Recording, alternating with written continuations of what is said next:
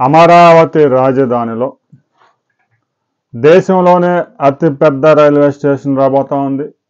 ప్రపంచంలోనే అతిపెద్ద railway station రాబోతా ఉంది అంటూ కొంతమంది వీడియోలు చేసి గబ్బు పట్టిస్తూ ఉన్నారు. ఏ రైల్వే స్టేషన్ అయినా అక్కడ ఉండే ప్రయాణికుల రద్దీని బట్టి అక్కడ డెవలప్మెంట్ చేస్తారు. రెండు తెలుగు రాష్ట్రాల్లో సికింద్రాబాద్ రైల్వే స్టేషన్ అతిపెద్ద రైల్వే స్టేషన్. ప్రతిరోజు సుమారు ఒక 2 లక్షల మంది ప్రయాణికులు, పండగల సమయాల్లో అయితే ఒక 3 లక్షల మంది. ఇక తిరుపతిలో అయితే 50,000, విశాఖపట్నంలో ఒక 60,000, విజయవాడలో అయితే 70,000 అతిపెద్ద రైల్వే స్టేషన్స్. విజయవాడలో జంక్షన్ కాబట్టి గూడ్స్ రైళ్లు ఎక్కువగా తిరుగుతూ ఉంటాయి, 11 ప్లాట్ఫామ్స్. ఇంకా విశాఖ, తిరుపతి అన్ని దగ్గర దగ్గర 10 నుంచి 12, 13 అలా ఉంటాయి. అమరావతి రాజధానిలో ప్రస్తుతం ఆ 29 గ్రామాల్లో ఉన్న జనాభా, అక్కడ పనిచేయడానికి వచ్చిన వివిధ రాష్ట్రాల కూలీలు ఒక 16,000 మంది. ఇక అమరావతి రాజధానిలో 24 ప్లాట్ఫామ్స్తో 4 టెర్మినల్స్తో భారతదేశంలోనే అతిపెద్ద రైల్వే స్టేషన్ రాబోతా ఉందని ఒకటి వీడియోలు చెప్తా ఉన్నారు. ఏం చేసుకుంటారు? అక్కడ జనాభా రావాలంటే ముందు ఇంకా 10 సంవత్సరాల సమయం పడుతుంది. రాజధానిలో ప్రభుత్వ భవనాల నిర్మాణం పూర్తి కావడానికి, ట్రంక్ రోడ్ల నిర్మాణానికే 3 సంవత్సరాలు పడుతుందని మంత్రి నారాయణ చెప్పాడు. సరే, ఒక 6 నెలల కిందట చెప్పాడు కాబట్టి 6 తీసేసినా కూడా ఇంకా 30 నెలల సమయం పడుతుంది. పూర్తి కాగానే వెంటనే లక్షల జనాభా రారు. హైదరాబాద్ నగరం ఎలా పెరిగింది? ఒక రోజులో పెరిగింది కాదు, 100 సంవత్సరాల పైగా చరిత్ర ఉంది. ఐటీ ఇండస్ట్రీ వచ్చిన తర్వాత పెద్ద ఎత్తున జాబ్ జనరేషన్ అయింది. 4 లక్షల మంది ఐటీ సాఫ్ట్వేర్ ఇంజనీర్లు, మరో 8 లక్షల మంది ITES ఎంప్లాయీస్ జాబ్స్ వచ్చాయి. వాళ్ళంతా ఆ ఉద్యోగాల్లో చేరడం, ఇల్లు కొనుక్కోవడం, కాలనీలు డెవలప్ అయిపోయినాయి. మరి అమరావతి రాజధానిలో కేవలం ప్రభుత్వ భవనాలు ఒక 5 ఐకానిక్ టవర్స్, సచివాలయం, హైకోర్టు పూర్తి కాగానే అమరావతి రాజధానిలో హైదరాబాద్ తరహాలో 1,40,00,000 మంది జనాభా రారు. అమరావతి రాజధానిలో కనీసం 10 లక్షల జనాభా కావాలంటే ఇంకా 10 సంవత్సరాల సమయం పడుతుంది. 29 గ్రామాల జనాభా మొత్తం కలిపినా కూడా 2 లక్షలు కూడా లేదు. 10 లక్షల జనాభా రావాలి అంటే కనీసం 4 లక్షల జాబ్స్ క్రియేట్ అవ్వాలి. అమరావతిలో ఉద్యోగం వచ్చిన వ్యక్తే 2-3 సంవత్సరాలు జాబ్ చేసిన తర్వాత అమరావతి రాజధానిలో ఇల్లు కొనుక్కునే అవకాశం ఉంది. ఇక ఎక్కడెక్కడ వాళ్ళు వచ్చి అమరావతి రాజధానిలో స్థిరపడాల్సిన అవసరం లేదు. అలాంటి సౌకర్యాలు కూడా ఇంకా అక్కడ లేవు. రైతులకు ఇచ్చిన ఫ్లాట్స్కి ఇంతవరకు రోడ్లు లేవు.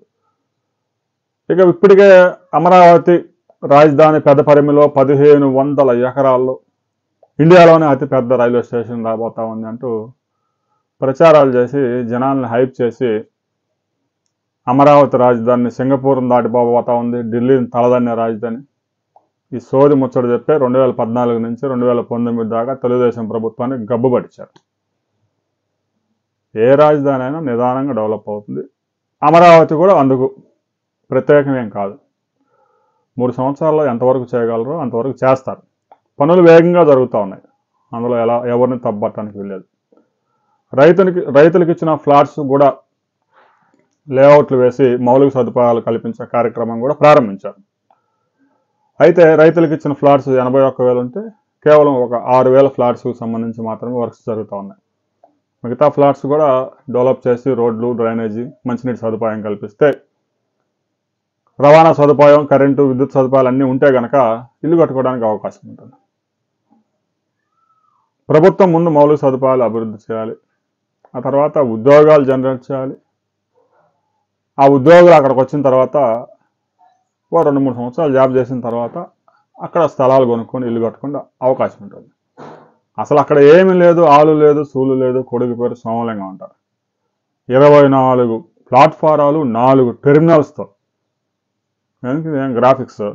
అందుకే అతి సర్వేత్ వర్జయత్ అన్నారు, అతి సర్వత్రా వర్జయత్ అన్నారు. ఎందుకు? ఈ మునాగడలే.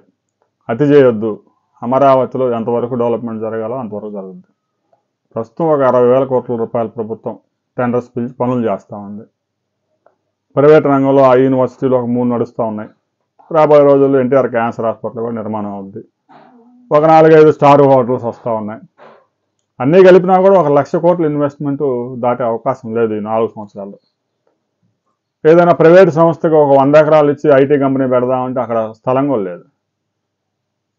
ఇక క్వాంటమ్ వ్యాలీ రాబోతా ఉంది. క్వాంటమ్ వ్యాలీ వచ్చిన తర్వాత ఎన్ని జాబ్స్ జనరేట్ అవుతాయనేది మనం ఇప్పుడే చెప్పలేం.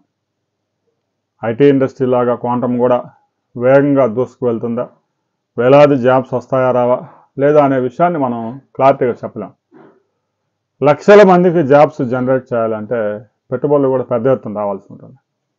అమరావతి రాజధానిలో కనీసం 4 లక్షల జాబ్స్ రావాలి అంటే అమరావతి రాజధానిలో 10 లక్షల కోట్ల రూపాయల ఇన్వెస్ట్మెంట్స్ తీసుకురావాల్సి ఉంటుంది. ఏదో నెలకు 20,000, 25,000 వచ్చే ఆ యూనివర్సిటీల్లో ఉద్యోగాలు, నాన్ టీచింగ్ స్టాఫ్లో, టీచింగ్ స్టాఫ్లో ఆ ఉద్యోగాలు వాళ్ళు బతకడమే కష్టం అవుద్ది. మరి అమరావతి రాజధానిలో స్థలాలు కొనేది ఎప్పుడు, ఇల్లు కట్టేది ఎప్పుడు? హైదరాబాద్ నగరం సైబరాబాద్ డెవలప్ అయిందంటే ఐటీ ఉద్యోగాలే ప్రధాన కారణం. సహజంగా ఐటీ ఉద్యోగుల్లో సగటు జీతం 2 లక్షల నెలకి, ఇంకా హైయెస్ట్ అనేది దానికి అంతే లేదు. దాంతో వాళ్ళు పెద్ద ఎత్తున 3 కోట్లు 4 కోట్లు పెట్టి అపార్ట్మెంట్ ఫ్లాట్స్ కొన్న ఉద్యోగులు కూడా ఉన్నారు.